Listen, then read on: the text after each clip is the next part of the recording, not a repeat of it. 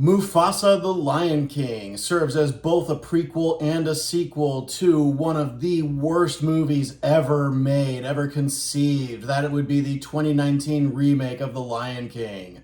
For further thoughts on that movie, check out the video that I've linked below, which is a full-length commentary on the original Lion King that is all just me talking about how terrible the new Lion King is, while timing it out to the original Lion King. So with that in mind, my expectations on this movie are pretty low. Is it any good? Let's find out. Welcome back to Movie Health Community, the internet's #1 source of health warnings at the movies.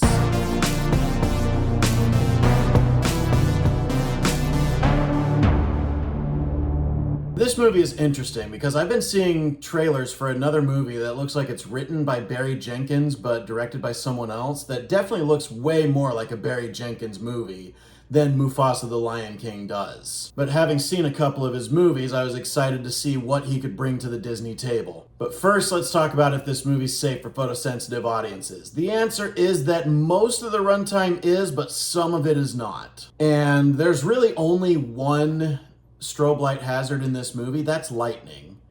And anytime you see a scene where it's raining, I think in all of them except for one, there was lightning to a moderate to sometimes briefly severe degree. The fortunate thing is that the rain always starts first, so there is always warning when there might be an oncoming strobe effect. So for flashing lights, we're gonna give Mufasa the Lion King a 4 out of 10. In terms of motion, because this is an animated movie, and don't get me wrong, this is an animated movie. This is not a live action movie. As far as I've heard, there are no live action elements to it at all. But as this is an animated movie, it uses a lot of creative camera work, and that includes some very fast and impossible orbiting shots.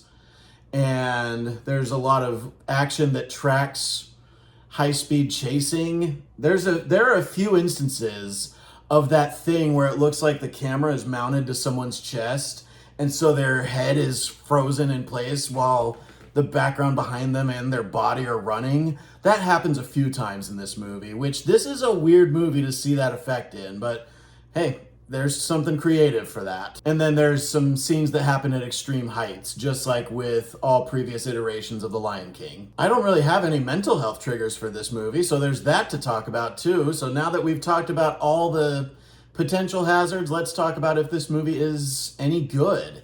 I will say that this is a big improvement over the original Lion King. It addresses some of the concerns that I had with that. One of those concerns is that in the original Lion King remake, I can't tell the lions apart. In Mufasa, I was able to tell the lions apart for the most part. There was one scene where I got a little confused between two lionesses at the very end. The other one is that there was no emotion visible in the faces of anybody in the original remake of The Lion King, which made me really sad because I didn't feel anything when Mufasa died because apparently neither did Simba. In this one, there is more emotion in the faces of the characters. Getting better facial reactions from these characters invites more emotional investment. So that is a marked improvement over the Lion King remake from 2019. Now, the music is not better than the one in The Lion King from 2019 because that music was already great to begin with, and this music was about on par with the Spirit song that got added to the Lion King remake. So, inferior music to Elton John's songs and Hans Zimmer's score. But, not bad. The music in this movie was pretty good, and the score was really good. One of the thoughts I had listening to these songs was, this is what Moana 2 needed. Like, this is at least as good as the music in Moana 2 should have been. But I can see myself learning some of the songs from Mufasa in the future. I can't see myself learning any of the songs from Moana 2. The score in this movie uses frequent motifs from The Lion King, so if you did enjoy listening to those and want to listen to those on a big screen speaker, that could make this movie worth your watch. Also, while listening to this score, I swear I kept hearing this one series of notes that maybe it's just because Wicked is also in theaters right now, but all I could hear was Unlimited. Like several times in this big triumphant score, I heard those notes. Unlimited. And I leaned over to the people I was watching with. They both heard it too. Now, this movie does not have good dialogue.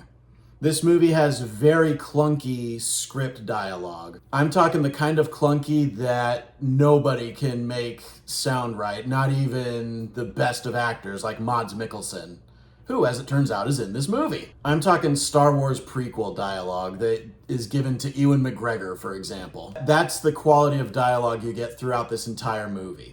The performances are fine, but the script is not. The story is even fine, but the script is not. But for me, the absolute worst part of this movie was the scenes involving the framing device, which is Rafiki telling this story to Simba and Nala's daughter Kiara. There is a lot of modern meta humor going on in those scenes, especially with Timon and Pumbaa, which, if you're gonna give Timon and Pumbaa their whole fourth wall breaking gag, give them their own series.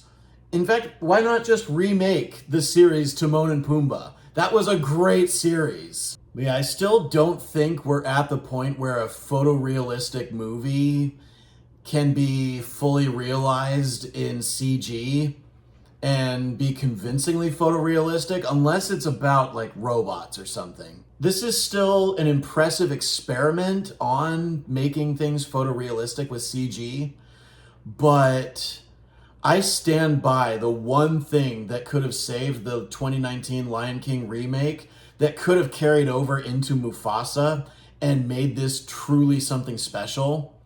And that was having live actors, even if you have to build a digital savannah, have live actors play the roles and have them costumed the same way they are on the Broadway production of The Lion King, with the headdresses and everything.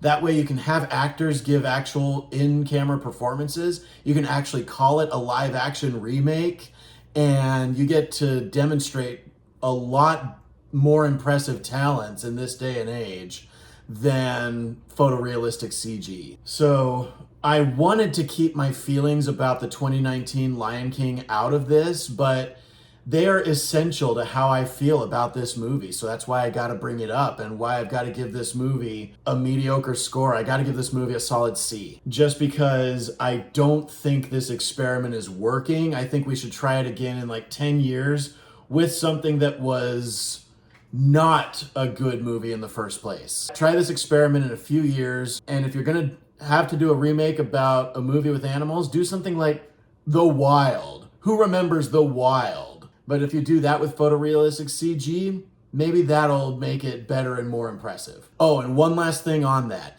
If it turns out the Splash Mountain being built in Paris is themed after this Lion King instead of the classic animated Lion King, that's going to be severely disappointing. That really should be based on the classic 1994 Lion King.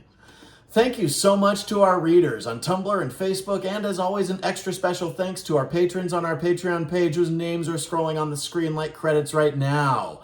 As a reminder, nothing produced by Movie Health Community is medical advice, nor has any of it ever been reviewed by any medical professionals. Be sure to leave a like on this video, hit that subscribe button, hit the bell icon if you want to be notified when we post new videos, and leave a comment if you have anything to add to this discourse, especially if you disagree with anything I've said. We love hearing from you.